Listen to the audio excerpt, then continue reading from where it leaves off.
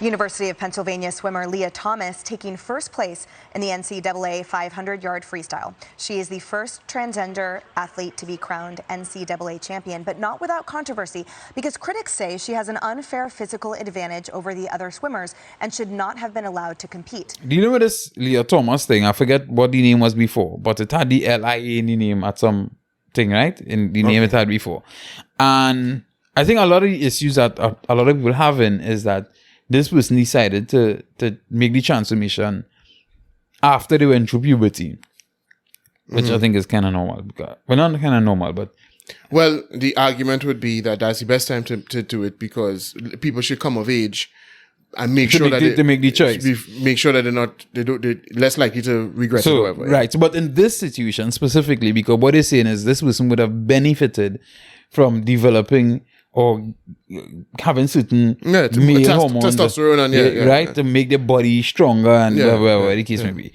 And so that is one of the biggest issues in this situation. As I was saying, sorry, I was explaining. So the situation with the Lia Thomas thing is this person was a male. It's a biological male, transgender. I did listen. I don't know. We could say and we can't say when it comes to them. No, it is. She was born biologically male and has transitioned to female. All right, because you're not supposed to say that either, right? I don't know that.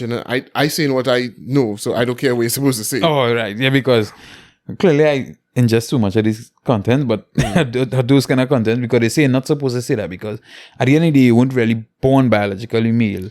They say that was assigned to you by somebody. Whatever. So that was kind of let's carry on. Let's carry on. Yeah. So right, and then transition to a female. This person being a male swimmer was lowly ranked. Yeah, lowly ranked. I would say mediocre at best. Right?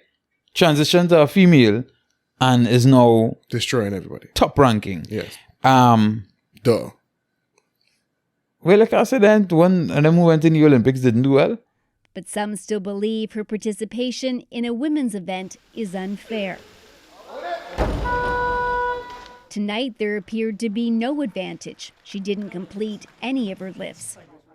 I thought one of them who went to the Olympics who was trans and the Olympics? Or to some major games.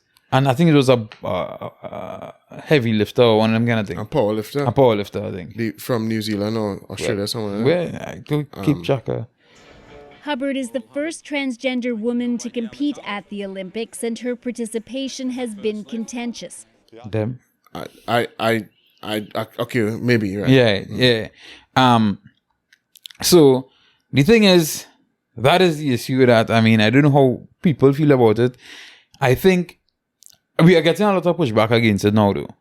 And I think we're going to see some pushback coming in situations like this. I think we're going to, eventually they're going to have to force some sort of change. Whether it have sports for cisgender people and then sports for transgender people. If they will break up those sports into which direction they transition. You know what? This is one of those things where normally I try my best not to be overly selfish in the way that I view things, right? Like, simply because something doesn't bother me or affect me, I don't care about it. But this is one of those things where there's so much mental energy that has to be expended dealing with, like, bullshit around it, that, you know what I say to myself? I don't care. And none of my daughters are particularly interested in sports at this point. Mm-hmm. So they're never going to have to come up against... because that would be so you see, that would kind of be only fair that. Well, that's the only way it would affect me. No. What I'm saying is because you wouldn't necessarily have to be afraid for your son, because if somebody transitions from female to male, they may never be better than. Well, it certainly doesn't present itself as an advantage, right? Mm-hmm. It means that even as a female, unless. Okay, the next argument would be the drugs that you would have taken to help you transition. Right. Are you competing at a level with in too much testosterone or whatever, which is what Caster Semenya went through. But she didn't transition. But I'm just saying that the what was used to keep her out was the fact that, you know, this what they call it as an intersex. I think that's an intersex condition.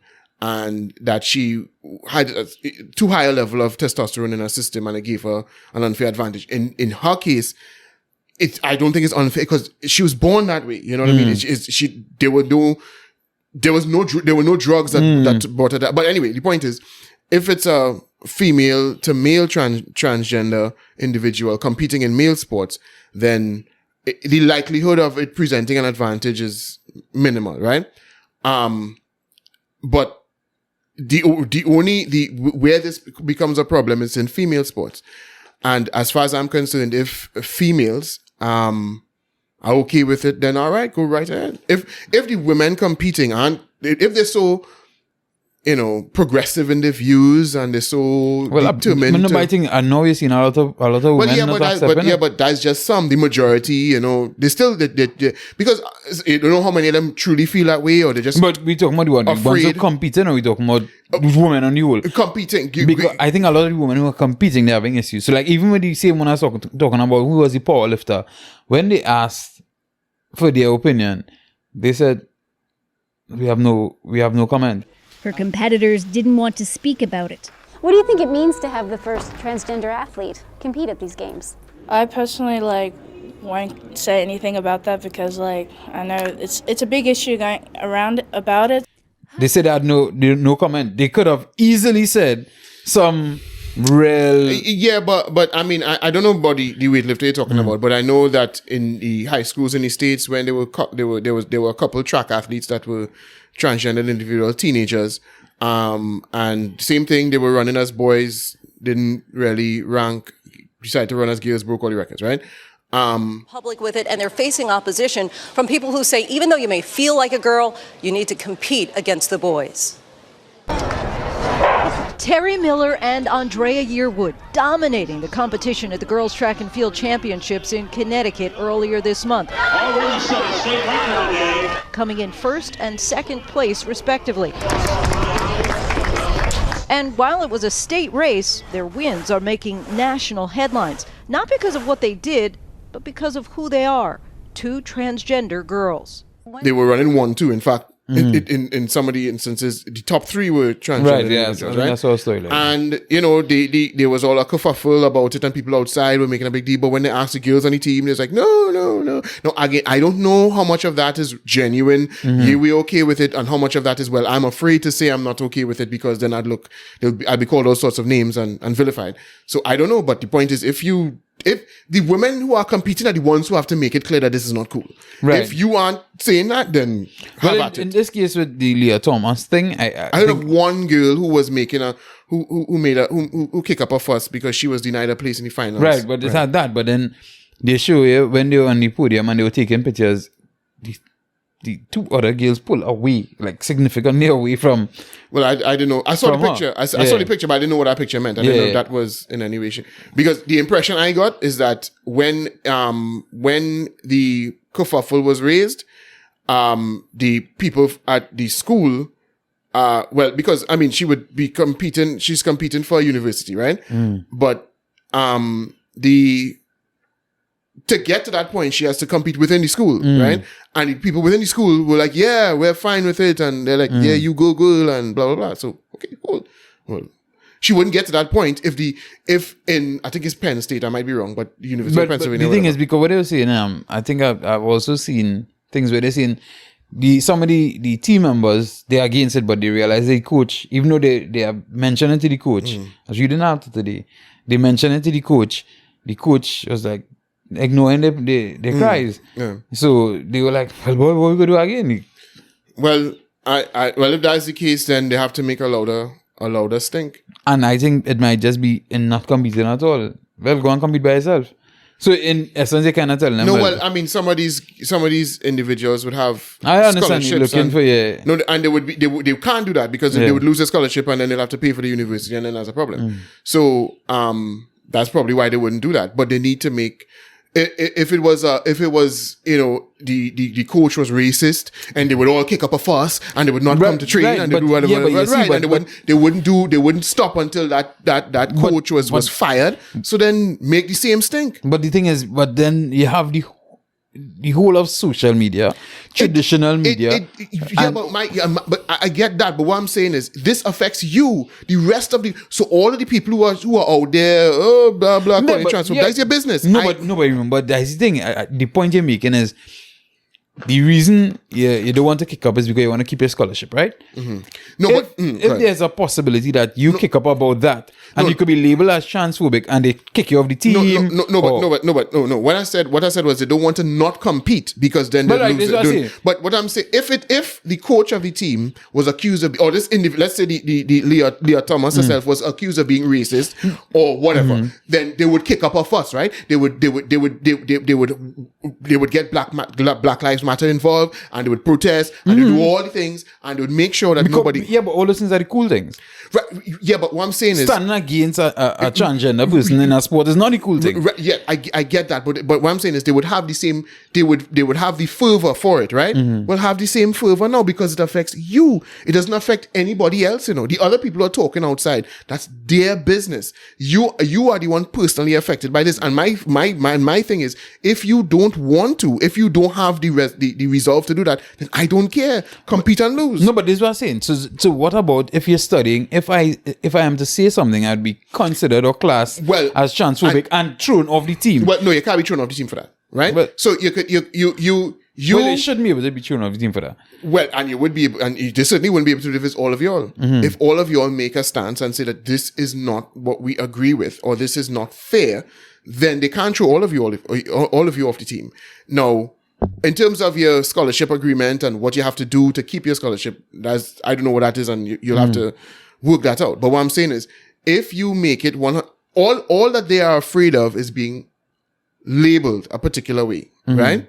And my thing is, if the fear of social, ostracization or a few people calling you names makes you cower to that, then I'm sorry. Nah, but I disagree with you there now, because the thing is, they understand in the time we live in now, if you are given that label, I mean, some of them might want to go on to be all of them do it, how can they do that? No, but all right, no, I didn't talk about that alone. Let's talk about after school. You might want to go on to be a professional athlete, and then sponsors may not want to have any part to play with you. Okay, but if you speak to everybody on your team and you get the idea that at least 70% of the people are really against this but not saying it, what do you think is happening outside?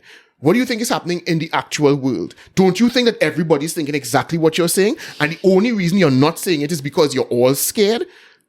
I think especially in the US, I think most people don't think like that. Deadspin put out an article that was not favorable. That's what you sent to me, right? And that's not the only article that I saw was unfavorable to her. Right. Right? So clearly a sentiment is brewing, right? Deadspin is as woke as you could get, and they were at least willing to criticize the not really the fact that she's been allowed to compete, but they pounded home the fact that born male, developed male muscle tissues and all of that, and able to compete. Where's that? Right?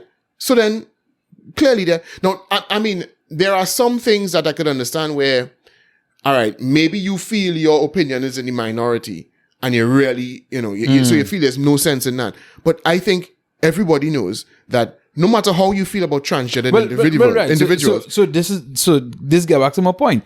So I think, okay, remember you're saying you were hearing that during the year, or whatever the case may be, everybody was kind of like, okay. So then it might be a situation where they weren't really okay, but they didn't have the support of all these people that that get to know. So now you realize the teammates kind of speaking out against it now because they realizing, well, it's looking like we're getting some support outside, And my take on it is that if you know this is wrong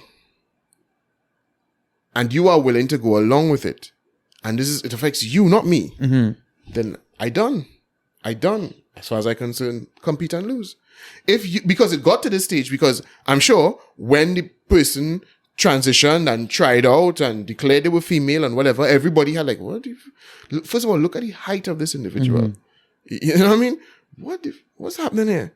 All of them said that in their heads, but none of them said anything. And so that's why it reached this stage now. When at that point people had said, hey, I have no problem with however she identifies. No issue with whatever she chooses to call herself. I will address her as she. I believe she is.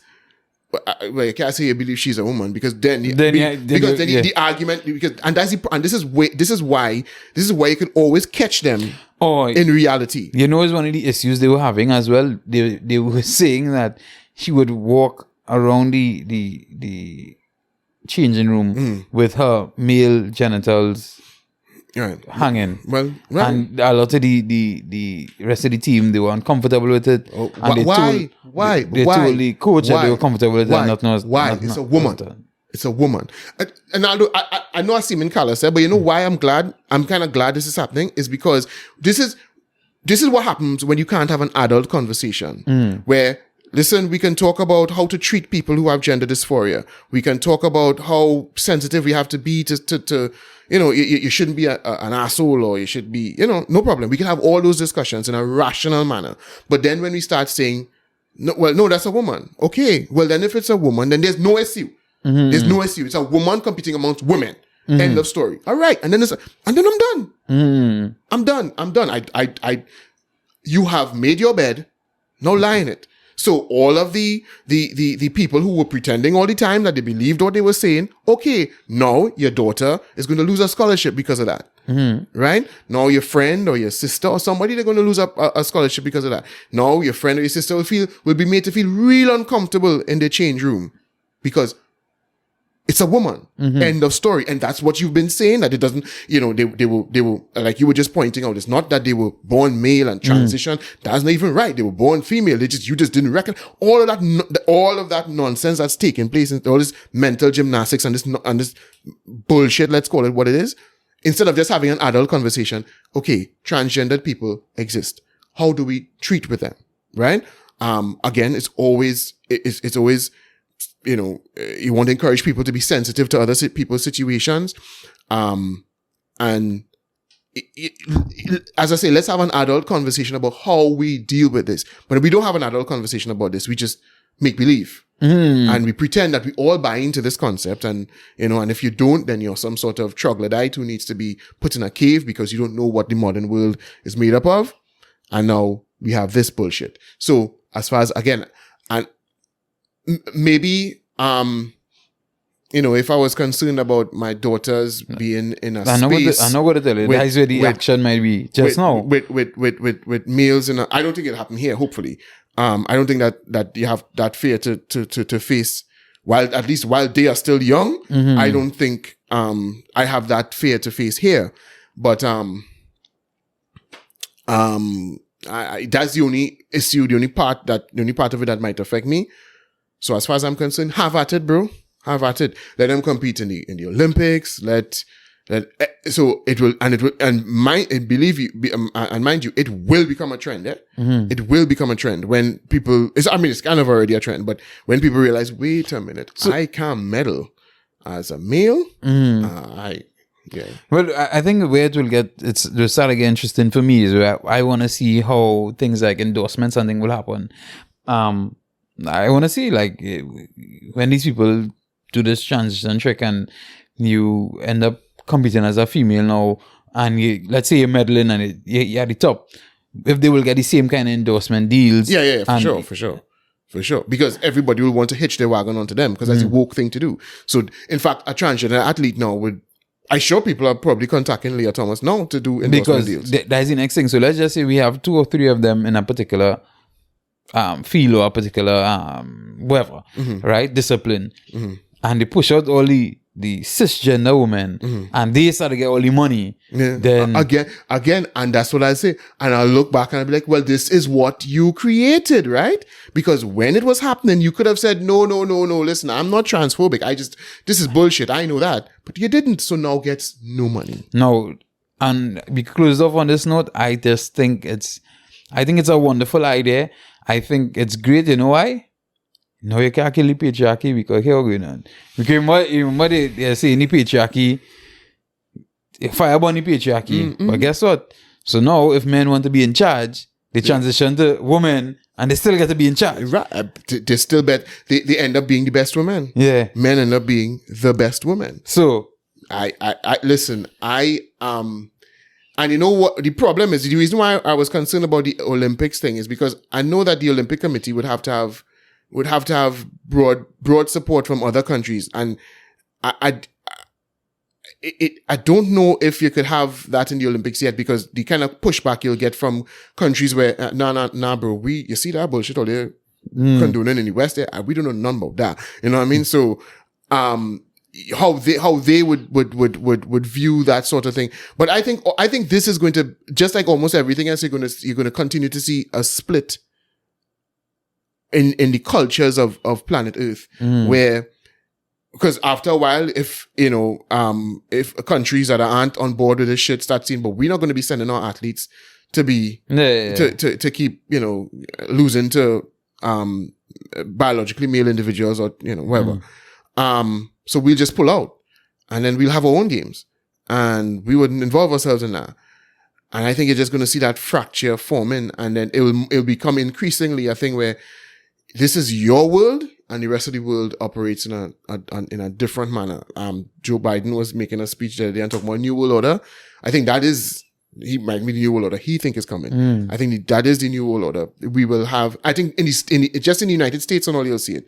You'll see places like Florida and other parts of the United States saying, hey, listen, you see that? Or let's stay over there with that. And we staying over here with this. And then it will just happen down the kind of east and west divide, and the east of the world will be like, yeah, bro, all you have at it with that stuff over there. We'll keep pressing forward on our side of the planet. That's what I see. But sometimes you have to let people, let their logic run to its, let the things they're advocating run to the logical conclusion, and then they'll realize, oh, duh, I was an ass, and that's what I'm saying. Let them go. And that's the frightening part. I don't think most of them would even if they realize that egg on their face, they wouldn't admit it. Well, but yeah, and that's true. They won't admit that egg is on their face. They wouldn't admit that they've been on shit. But I just think after a while, you can't bump up against reality, and you can't defeat reality. And the situation you described where, if the endorsements start to flow the way of the